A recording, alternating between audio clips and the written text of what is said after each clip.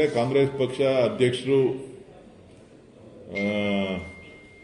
ಉದ್ಯೋಗ ಖಾತ್ರಿ ಯೋಜನೆ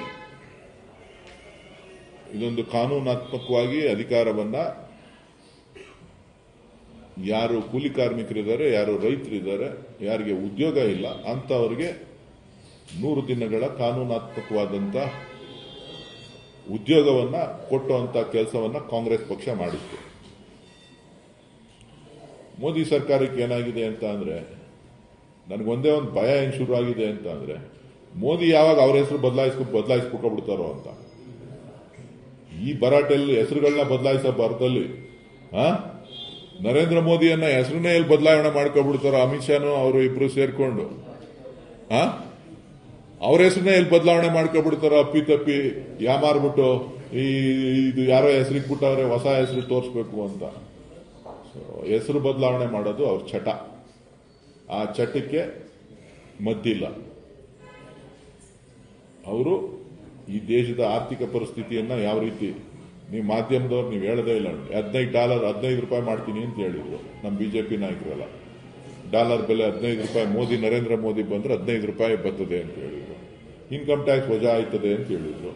ಅದ್ರ ಬಗ್ಗೆ ಎಲ್ಲ ನೀವೇನು ಕೇಳೋದು ಇಲ್ಲ, ಹೇಳೋದು ಇಲ್ಲ. ಏನ್ ಮಾಡ್ಲಿ ನಾನು? ಯಾವ್ದ್ರ ಬಗ್ಗೆ ಹೇಳೋಣ?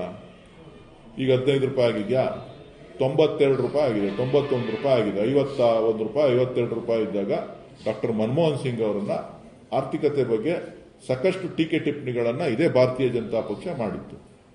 ಕಳೆದ 10-12 ವರ್ಷಗಳಲ್ಲಿ ಇವತ್ತು $40 ಡಾಲರ್ ಬೆಲೆ ಏರಿಕೆ, ರೂಪಾಯಿ ಮೌಲ್ಯ ಕುಸಿತ ಕಂಡಿದೆ.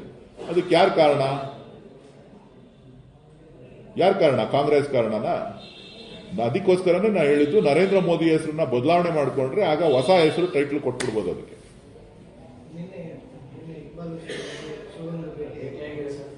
ಸಂಕ್ರಾಂತಿ ನಂತರ ಏನಾದರೂ ಡೆಲ್ಲಿಗೆ ಹೋಗ್ಲಿಕ್ಕೆ ಕೆಲವು ಶಾಸಕರು ರೆಡಿಯಾಗಿರುವಂಥದ್ದು, ಅವ್ರಿಗೂ ಆಸೆ ಇರುವಂಥದ್ದು, ಡಿ ಕೆ ಶಿವಕುಮಾರ್ ಸಿಎಂ ಮಾಡಬೇಕು ಅಂತ. ಎಲ್ರಿಗೂ ಆಸೆ ಇದೆ, ನನಗೂ ಆಸೆ ಇದೆಯಪ್ಪ. ನನಗೆ ಆಸೆ ಇಲ್ಲ ಅಂತ ಯಾವ ತರ ಹೇಳಿದ್ದೀನ? ನಾನು ಯಾವ ತರ ಆಸೆ ಇಲ್ಲ ಅಂತ ಹೇಳಿದ್ದೀನ? ನಿನ್ನೆ ಅವರು ರಾಮೋತ್ಸವ ಮಾಡ್ತಾ ಇದ್ದಾರೆ ಅವ್ರ ತಾಲೂಕಿನಲ್ಲಿ. ಸೊ ಹಾಗಾಗಿ ರಾಮೋತ್ಸವ ಕಾರ್ಯಕ್ರಮಕ್ಕೆ ಆಹ್ವಾನ ಬರಬೇಕು ಅಂತ ಹೇಳಿ ಅವರ ಪಕ್ಷದ ಎಲ್ಲ ಮುಖಂಡರುಗಳು ಬಂದು ಆಹ್ವಾನವನ್ನ ಮಾಡಿದ್ರು. ರಾಮೋತ್ಸವ ಕಾರ್ಯಕ್ರಮಕ್ಕೆ ಬರಬೇಕು ಅಂತ ಹೇಳಿ. ಇವತ್ತು ಕುಣಗದ ಉತ್ಸವ ಇದೆ, ಪ್ರತಿಭಾ ಪುರಸ್ಕಾರ ಇದೆ, ಅಲ್ಲಿಗೆ ಹೋಗ್ತಾ ಇದ್ದೀನಿ. ಬನ್ನಿ ನೀವು ಗಳಿಗೆ ಮುಹೂರ್ತ ಫಿಕ್ಸ್ ಮಾಡಿದ್ರೆ ಸರಿ ಹೋಗುತ್ತೆ. ನೀವು ಇನ್ನೂ ಫಿಕ್ಸ್ ಮಾಡಿಲ್ವಲ್ಲ? ಶುಭಗಳಿಗೆ ಶುಭ ಲಗ್ನ ಎಲ್ಲ ನೀವು ಫಿಕ್ಸ್ ಮಾಡಿದ್ರೆ ನಡೆಯುತ್ತೆ. ನೀವು ಫಿಕ್ಸ್ ಮಾಡಿದಾಗ ಶಾಸಕರೇ ಫಿಕ್ಸ್ ಮಾಡ್ತಾ ಇದ್ರು, ಯಾಕೋ ಈಗ ಸುಮ್ಮನಾಗಿದ್ದಾರೆ. 9ನೇ ಡೆಲ್ಲಿಗೆ ಹೋಗಿ ಬಂದಿದ್ದು ನೋಡಿ, ಇವೆಷ್ಟು ಆದ್ಮೇಲೆ ಕರೆದು ಒಂದು ತೀರ್ಮಾನ ಮಾಡ್ತಾರೆ ಅಂತ ನಿರೀಕ್ಷೆಗಳು ಶಾಸಕರಲ್ಲಿ. ಸಹಜವಾಗಿ ಡೆವಲಪ್ಮೆಂಟ್ ಆದ್ಮೇಲೆ ಎದುರಲ್ಲೂ ಆ ನಿರೀಕ್ಷೆ. ಇಲ್ಲಿಯ ತನಕ ಹೈಕಮಾಂಡ್ ಆ ತರ ನಿರ್ಧಾರ ಹೋಗದೇ ಇರೋದು.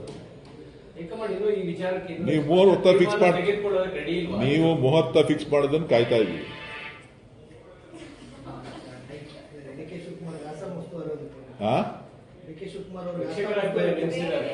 ಚುನಾವಣೆ ಪ್ರಕ್ರಿಯೆಗಳು ನಡಿಬೇಕಾದ್ರೆ ಚುನಾವಣೆಯಲ್ಲಿ ಒಂದಷ್ಟು ಮೇಲುಸ್ತುವಾರಿಯನ್ನ ಹಾಕುವಂಥದ್ದು. ನಮ್ಮ ರಾಜ್ಯಕ್ಕೂ ಸಾಕಷ್ಟು ಜನ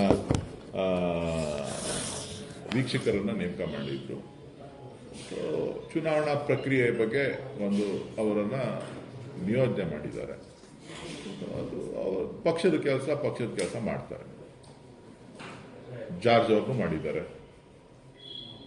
ಕೇರಳಗೆ. ನಿರಂತರ ಬೆಂಬಲಿಗರು ಮತ್ತು ಕಾರ್ಯಕರ್ತರ ಆಶೆ ಯಾವಾಗ ಈಡೇರುತ್ತೆ? ನೀವು ಮುಹೂರ್ತ ಫಿಕ್ಸ್ ಮಾಡಿದಾಗ ಜನವರಿಯಲ್ಲೇ ಏನೋ ಒಂದು ಗುಡ್ ನ್ಯೂಸ್ ಬರುತ್ತೆ ಅಂತ ನಿರೀಕ್ಷೆಯಲ್ಲಿದ್ರು. ಈಗ ಸಡನ್ ಆಗಿ ಅಸ್ಸಾಂಗೆ ಹಾಕಿರ್ತಕ್ಕಂಥ ಒಂದು ಹಿನ್ನೆಲೆಯಲ್ಲಿ ಇನ್ನೊಂದು ಏನಿಲ್ಲ ಗುರು, ನೀವು ಮುಹೂರ್ತ ಫಿಕ್ಸ್ ಮಾಡಿದ್ರೆ ಆಯ್ತು, ಕ್ಲೋಸ್. ಈಗ ನೀವೇ ಹೈಕಮಾಂಡ್ ನನಗೆ.